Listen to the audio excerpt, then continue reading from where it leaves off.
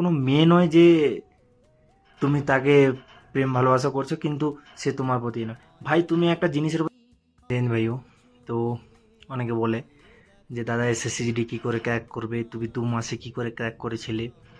তো একটা কথা বলি, যে যে কোনো একটা জিনিস তুমি ধরো একটা চাইবে, ঠিক আছে, সেটার প্রতি একটা তীব্র ইচ্ছা চাই, মানে তীব্র একটা উইল পাওয়ার চাই, তবে গেলে তুমি সেই জিনিসটার কাছাকাছি আসবে এবং সেই জিনিসটাও হয়তো দেখবে ভগবান, গড, আল্লাহ যাই হোক তোমার কাছে আরও একটু এনে দেবে। ঠিক আছে, এটা ভাই রিয়েলিটি বলছি, এটা কোনো মেয়ে নয় যে তুমি তাকে প্রেম ভালোবাসা করছো কিন্তু সে তোমার প্রতি নয়। ভাই তুমি একটা জিনিসের প্রতি চেয়ে দেখো, জাস্ট তীব্র চাওয়া, মানে তোমার 100% দিতে হবে।